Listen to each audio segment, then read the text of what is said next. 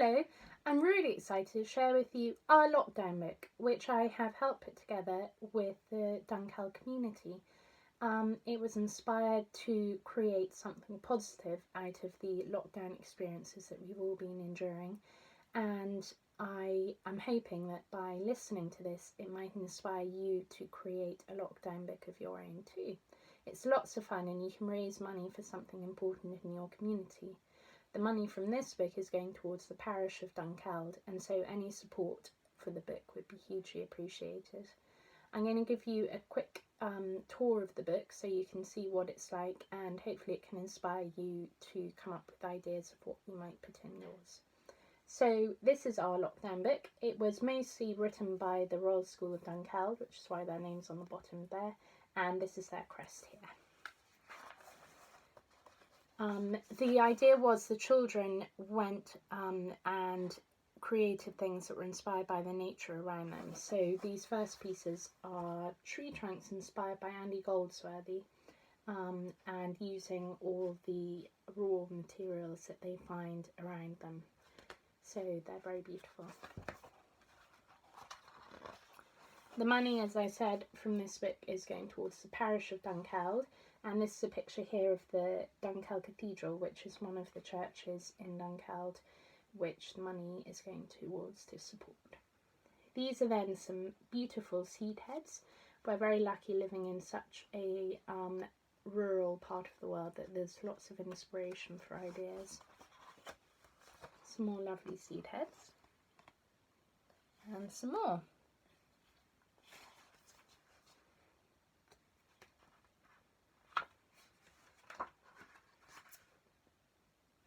Then these are the tree stories inspired by Brian Patton's The River Story, and I can read some of them out as it's a bit tricky to show you them as they are quite long, so I'll read one just here. I remember when life was good, gentle wind blowing through my heavy branches, tickling my trunk. As it grew stronger, hedgehogs scurried down below.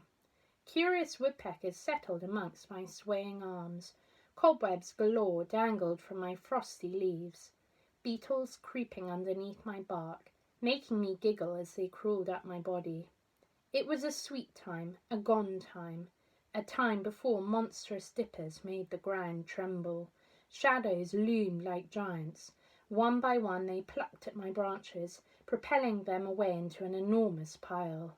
Laughing as they worked, all my friends soared down. Luckily, I survived, but my gorgeous branches are gone. Lonely and bare I remain. So they talk a bit, they're quite deep and meaningful, and discuss a bit about deforestation as well. So they're very informative poems and beautifully written. Then the children drew some pictures of objects in nature that they find around them. So here is a beech nut, and here's a pine cone. I particularly like this one because I feel it's a bit festive with all its stars in the corner, and I like the patterns on it. Then we have quite an imaginative dinosaur bone and a poppy seed.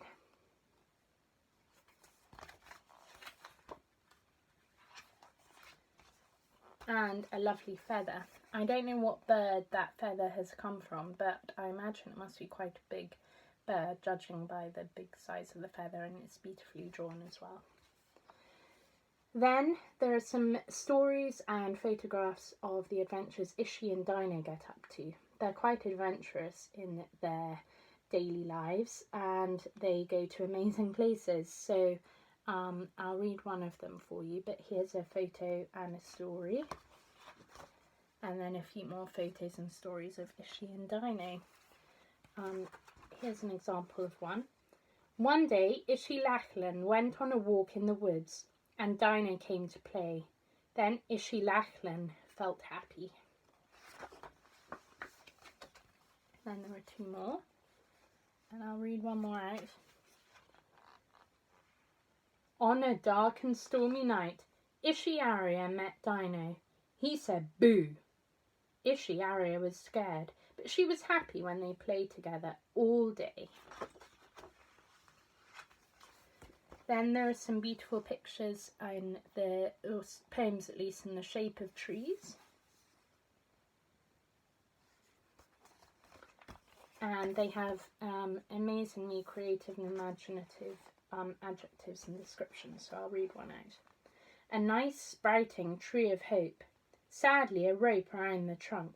A monk in trunk saved the beautiful tree, then left without a sound. The night came as swift as a witch, as quiet as a mouse, and as long as a skyscraper. And one more. A tall tree, living softly. The rustling leaves are like a dream that never stops. The green colours stop changing as the seasons change. The apples drop and they turn brown on the ground. So amazing similes and adjectives and creative imagination.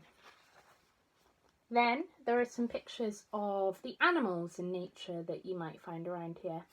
A thankfully red squirrel. We're quite lucky and have quite a lot of red squirrels around. Another red squirrel. Hedgehog.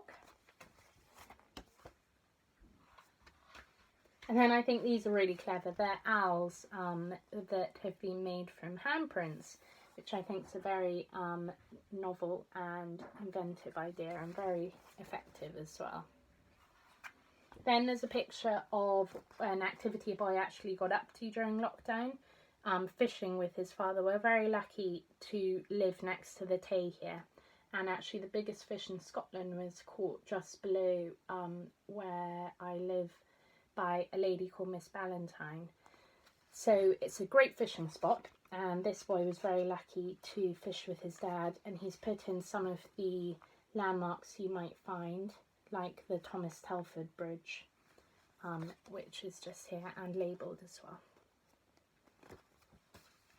Then there's an acrostic, a lockdown acrostic. You could actually make a whole book out of lockdown acrostics, but this one is written beautifully. Lots of different feelings, missing friends and family, out each day to exercise, walking in the woods. Cycling challenge to raise money for SCAA, kitchen fun making cakes and pizzas, doing our best with homeschooling, only phone or video calls. We all did a fantastic job. NHS, we stayed home and saved lives. Then we have a story of Squeaky and Titch. Now this is a story that written by Fraser Penny, who's the minister of Dunkeld Cathedral, and he talks about Squeaky and Titch sometimes in his services on Sundays. And it's Squeaky's the church mouse and Titch is a town mouse, and it's about the adventures they get up to, particularly during lockdown. And I'm not going to read the whole story because it's very long, but there are some beautiful illustrations as well.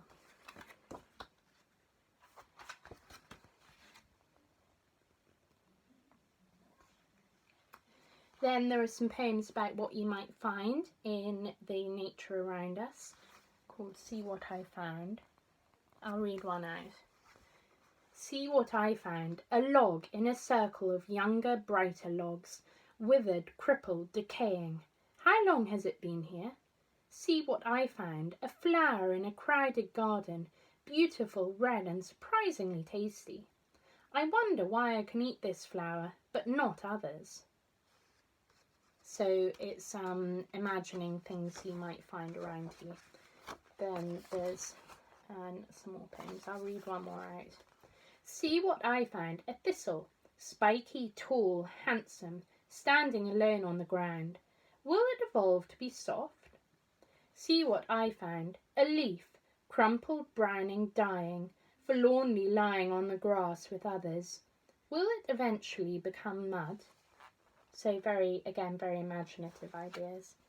Then there's another tree trunk inspired by Andy Goldsworthy. And two final tree trunks. I really like this one because I think it's really clever because it was P5 or Class 5 who designed these tree trunks, so it's sort of relating to them. Then this is a drawing that my mother actually did. She's a very talented artist, and she went and stood at the gate of Dunkeld School and made friends with the robin painting it. And then on the back there's a painting that a mother of a people at Dunkeld School painted, which is a cheery end to the book. So you can see it is a full collaborative effort, and it's really, really fun to do, and it can channel the lockdown experiences and loneliness and hardships that people have faced in something positive and something that we can hold on to and take support from in the future. So I'd really recommend creating your own book, and if I can help at all, let me know. And if you'd like to buy this book, it's available through my website, www.mollyarbuthnott.co.uk. Thank you so much for listening. Hope you've enjoyed it.